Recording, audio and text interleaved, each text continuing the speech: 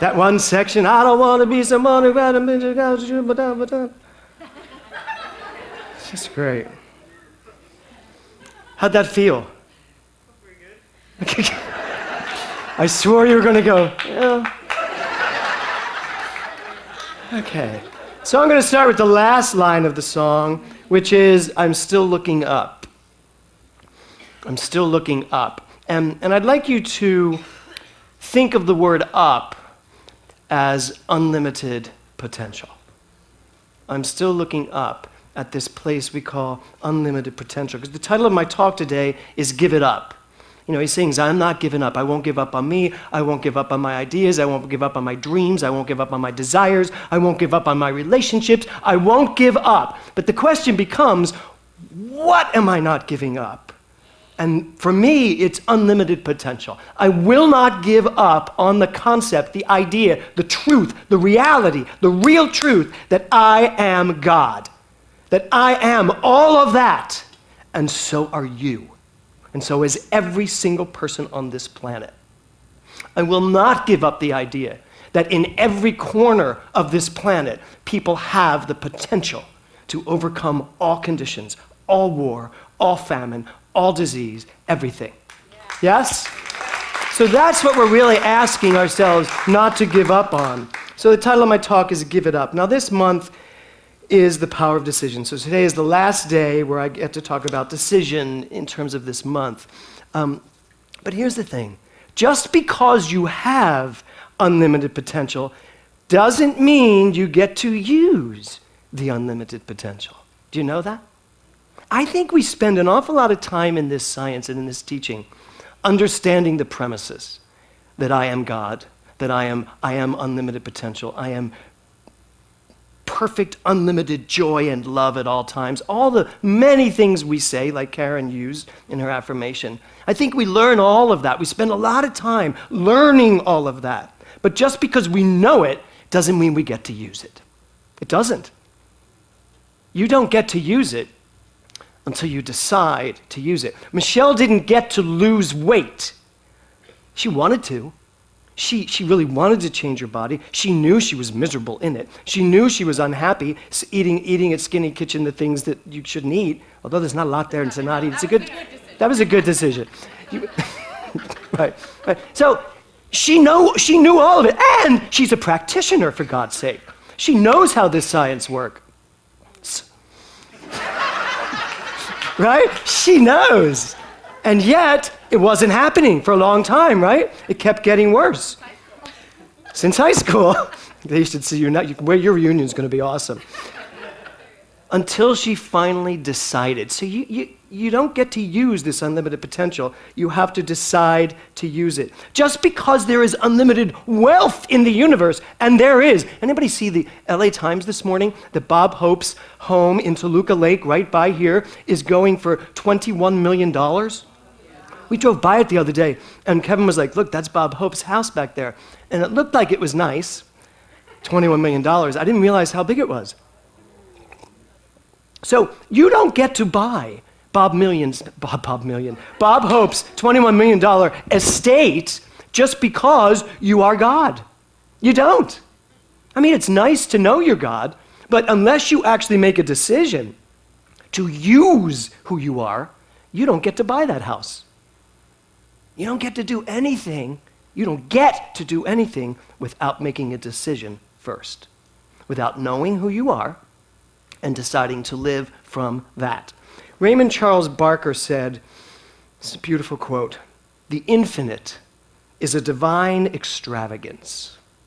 It is forever giving itself away. God knows no thrift." How many of you are living thrifty lives? Think about it. How many of you are really living thrift? The teens are all how could you be raising your hands?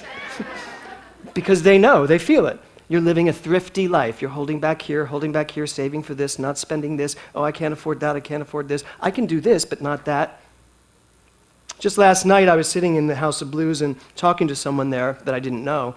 And I said, so what do you do? And she told me she did what she did. I said, oh, do you like doing it? She goes, no, not really. She said, it's not what I really want to do. I said, well, what do you want to do? She said, well, I want to do this. And she lit up, telling me what she wanted to do. I said, well, why aren't you doing that? She goes, oh, because, and then all the relatives came out.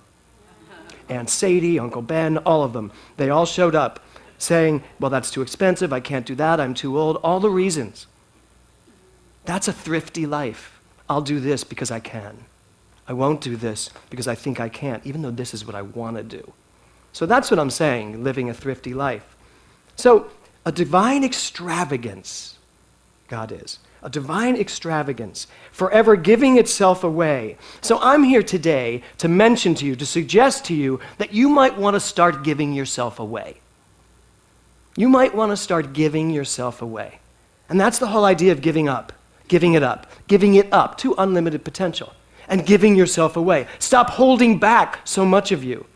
I was kidding about my pants, but when I got up this morning, and I was looking to see what I wanted to wear, and I knew the teens were here today, and I did buy these pants. It's not like they appeared in my closet, and I was like, who put those there?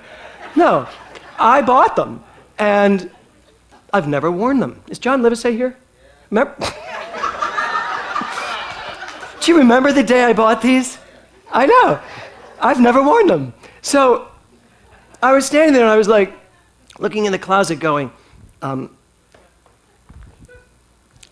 I even knew that two of my oldest friends were going to be here today for the first time, and I thought, oh my God, what are they going to think? What kind of ministry is this? I'm coming out as like a clown today. A sexy hip one, but still, nonetheless. And I thought to myself, oh my God, James, because I talk to myself as God. Oh my God, James. I was like, do you really have a preconceived idea of what a minister should look like? And are you, who said yes? And are you trying to stay within those parameters? Now, we all know me, I don't really stay within those parameters. But I do have a preconceived idea of what you probably shouldn't wear as a respectable minister of a certain age. This would probably not be it. And I was like, I gotta wear them. I've gotta give it up. I've got to give it up. I got to get out of any kind of preconceived idea. You all have an idea of who you think you are and what your life is. You all have a closet full of who you are. And you put it on every day. Every day you put on some part of you when you get dressed. This is who you are. I remember Dr. Walker saying to me when I first became a minister, or I love that story of when I showed up to church one Sunday in jeans, ripped jeans and a t-shirt, and I know I told you this story, but some of you may not have heard it. And he said, I need you to sing this morning. The singer didn't show up, and then he stepped back and he went, unless I find someone dressed better. And he wasn't kidding. He was serious. And then he was just like, really? You wear this to church? And I was a practitioner then. And he was like, we're going to talk about this. And then no one showed up. And he came back to me and he went, it's you. I said, is there anything you have in your car you might throw on over this mess? And I said, no, this is what you get.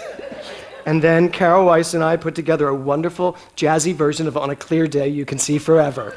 And it was really fun. And then I did have a talk with Dr. Walker in his office where he said, you really have to dress for who you are. So with all due respect to my dear mentor, I'm telling you the exact opposite. You don't have to become and then stay who you think you're supposed to be and what that's supposed to look like. You got to give it up. There's an unlimited potential of fashion out there, right, John Livesey? Yes. Right. There is an unlimited potential of everything for you to be, do, have, experience, express in your life. Why settle for the thrift shop version of you? Not that you're wearing thrift shop clothes, some of you. So he says, we must learn to give ourselves away. Or in easier terms, we must give it up. Raymond Charles Barker also says, a full and rich life has to be premised on spiritual understanding. So who here wants a fuller and richer life? Everyone. Pretty much all of us would like a fuller and richer life. And if you think your life is already as full as it can be and as rich as it can be, you don't understand the definition of unlimited potential. Because no matter where you are, the universe is constantly moving forward. The question is if you decided to join it. to be part of its movement, its forward momentum? Have you decided for that? So, we all want fuller and richer. Raymond Charles Barker also said, the full life has no stress or strain in it. The full life has no stress or strain in it. Who here has any stress in their lives? Okay, and I do too. I can be honest. I have some. Where's my husband? We have some stress. Not us. No. I have stress in my life. There it is. No, not at all. In fact, I will tell you what I said to him yesterday, because we had some stress this week. That's as far as I go with that. We had some stress this week about some things that were going on around us, and I said to him, I said, you know what, here's the deal, and I'm actually that's part of my talk today. I said to him, I said, you know what, here's the deal. It doesn't matter what happens. At the end of the day, I know I'm crawling into bed next to you. What could be worse? Really, it's true. Nothing could ever possibly get any worse in life. No matter how bad it gets, I know that's my end of the day. And so it's not him, clearly. So, stress. Do you want to know how to eliminate stress? I can tell you. Do you want to know? Yes. You really want to know? Yes. And if I tell you, would you be willing to really give it up? Yes. I mean, so if I say, I know the exact way for you to eliminate stress, if I really know the way, and I do, I know everything. If I know, and I tell you, you'll really be willing to give it up, yes? Is anyone here not willing to give up their stress? Oh, I thought you put your hand up. Touching your hair? Poor timing. Okay, so you're all good, right? Okay, here we go. You all listening? It's very simple. Decide to give it up. Oh, no, I know it's funny, but that's the truth. Decide to give it up. That's as simple as it ever gets. Decide to give it up. What if your body is no longer a host for stress? It's a stress-free zone. No stress. I have given it up. I've decided I give it up. Now, any of you who think that that's a lame answer to that question, then you must do more work on science of mind to understand it. Because it really is about the decision your mind makes. If you decide to be done with stress, stress is out of your life.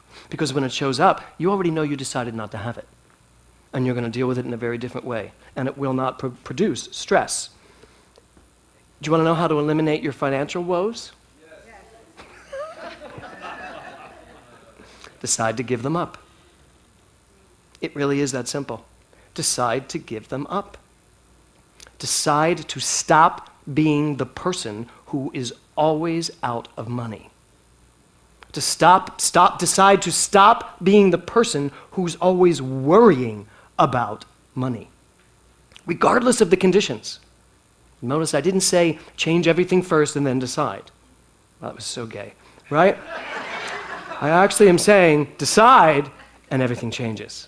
That's how it works. But I think we have it backwards. Many people are just trying to wait for it to change and then they'll decide to keep it that way. No, you've already decided to keep it that way in lack and limitation. So it's that simple. Decide. You want to know how to eliminate fear? Everyone. Decide to give it up. Decide to give it up and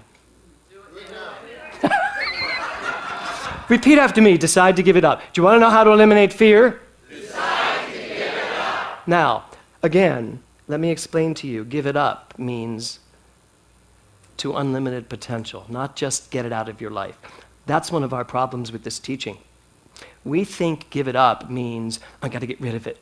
I got to stop this. I got to stop feeling this way. I got to stop being fearful. I got to stop being lack-oriented. I have to stop worrying about my body and my health. I have to no more stress. Think about that. I will not have stress. Right? And there we walk around, stress mongers, trying to keep stress out. Right? When I say give it up, I'm talking about, here you go.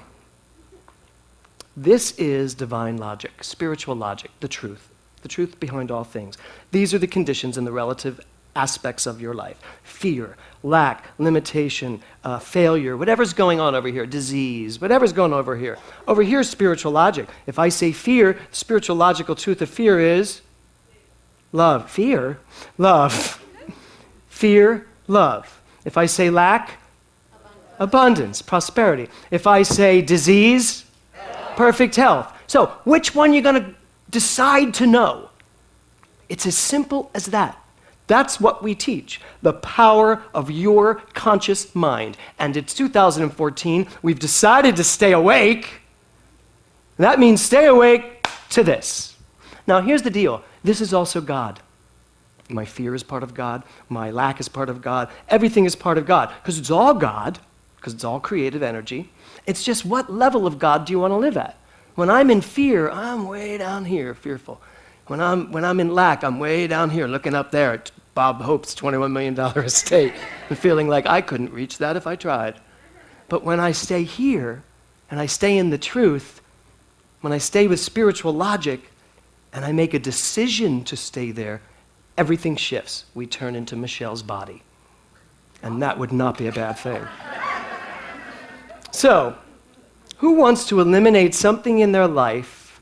Who wants to eliminate something in their life that they can share with me? Tell me, what is it? The deadline for my car was yesterday, so I either have to pay $2,000 to get the transmission fixed or buy a new one. So I can't decide to fix my baby or get a new one. Okay, so that's a condition of life, right? So that's over here, yes? So what condition is really over here? Uncertainty? Yes. Okay, so if you're going to come to spiritual truth, spiritual logic, where are you going to go? I'm going to tell you this really simple. I know the answer to this. That's it. All you have to do is consistently say to yourself, I know the answer to this. I know what I need to do. I know what I need to do. Now, it's not just saying it that does it. It's tapping into something inside of you that already knows what to do. And frankly, you are going to have to make a decision, aren't you, at some point? Yes, Monday, great. So, I would wager that right now you already know what you're going to decide tomorrow. No, you might not cognitively right now, consciously, but there's something in you that knows. And it's this way. It's like, do I want to live over here in the, I don't know what to do. Oh my God, your whole day is going to be taken up with that, isn't it, if you don't deal with it, right? Okay, so I can stay here in that, or I can come over here and just say, you know what, the answer to that is very clear. I may not know it, but there's that within me that knows it, and I'm just not going there anymore. I'm going to live my day out, and I'm going to know exactly what I need to decide when I need to decide. That's how you live in spiritual logic. That's how you take these two things and make a decision to live there. But it's a decision. The decision comes when you stop playing over here. That's the decision. I decide to live here, not here. And one of the discussions Kevin and I were having this week was, if I may share, Kevin asked me, he said, well, how do you stay so calm no matter what's going on around you? Or at least, no, what he really said, he said, how do you appear to stay so calm? That's what he said. And I told him, and that was the answer I gave him. I said, and I had to think about it for a minute. And I went, well, because I really do know that my life is unfolding perfectly. That's not just a slogan I came up with. I came up with that slogan because I understood the spiritual truth of it. My life is unfolding perfectly. If my life is unfolding perfectly, where does stress come into play? Stress comes into play when I think it's not unfolding perfectly and that I can't do anything to help it. How many of you want to help it do the right thing? Yeah, this is what it's all about. When he says, give it away, give it over, give it up to unlimited potential.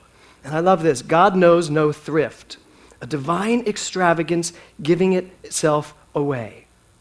So, as I get to the end of this month, I have something I'd like to ask you, and it's a personal thing for me, and it's this.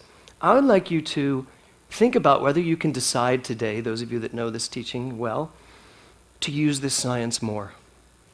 Decide to use this science more.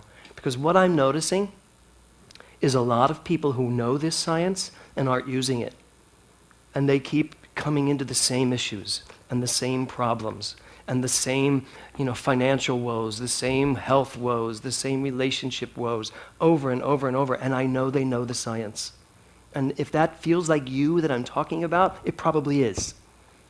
So I'm asking you to decide today to use this science more. And, big part of this, decide to give up what doesn't work for you. And you know what it is. You know what doesn't work for your life. You know the people that no longer work in your life. You know the things you think that are no longer work in your life. You know it all. But you got to decide again. You have to decide to no longer allow what doesn't work for you to be a part of your life. And the big one, decide today to give up your story. How many of you have a story?